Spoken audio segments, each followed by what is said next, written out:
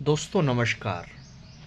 आए दिन हम देखते हैं कि हमारी संसद में हमेशा हंगामा रहता है और किसी भी टॉपिक पर एक कंस्ट्रक्टिव डिबेट नहीं होती है। और हम कहते हैं कि हम एक विकसित लोकतंत्र की परिभाषा को नए रूप से गढ़ रहे हैं। क्या ये डेमोक्रेसी है या मोबोक्रेसी है? जब हम पुराने आईपीसी के नियमों को बदलते हैं तो क्या हमें संसदीय मर्यादा में जो भी चीज़ें होती हैं उसको उस एथिक्स को हमें नए तरीके से नहीं परिभाषित करनी चाहिए कि किस तरीके से हमें जनता के लिए काम करना चाहिए?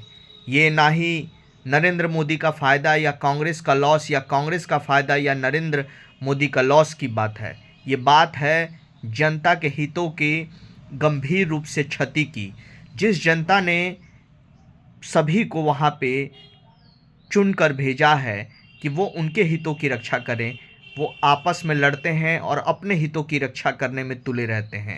एक किसी पर्टिकुलर टॉपिक पर जब वहाँ पे लोगों को इसीलिए वो उसकी उनको तनख्वाह दी जाती है कि उस कंस्ट्रक्टिव डिबेट में जो भी पॉलिसी आउटकम आए उसको इम्प्लीमेंट करें, न कि पॉलिसी पैरालिसिस हो जाए।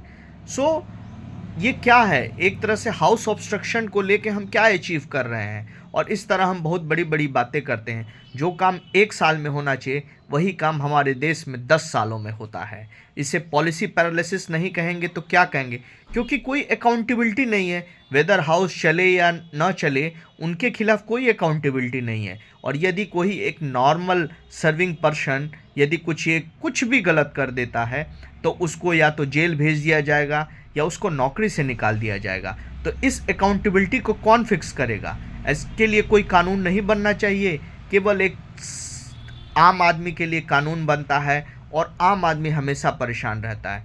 जो भी लोग उच्च पदों पे बैठे हैं उनके लिए कोई अकाउंटेबिलिटी नहीं रहती है। इसीलिए इस जनता को तय करना होगा कि उन्हें आगे क्या करना है और किस तरीके के कानून लाने पड़ेंगे कि उन पदों पे भी आसीन लोगों की अकाउंटेबिलिटी फिक्स हो और उनके खिलाफ भी एक्शन लिया जाए। यदि संसद न चले तो उनके खिलाफ भी कुछ एक्शन लिया जाए जिससे ये अकाउंटेबिलिटी फिक्स हो, तभी वो कुछ कर। केवल 5 साल बाद चुनाव में वोट दे के उनको हरा देने से वो चीज़ें नहीं होंगी। इसके लिए बहुत ही सख्त तरीके कुछ नियमावली बनानी पड़ेगी, तभी संसद का वो एक रुख बदलेगा और ये लोग अकाउंटेबल होंगे। नहीं तो ऐसे ही लोकतंत्र की गिरती हुई स्थिति एक तरह इस लोकतंत्र को भीड़तंत्र में कन्वर्ट कर देगी। धन्यवाद।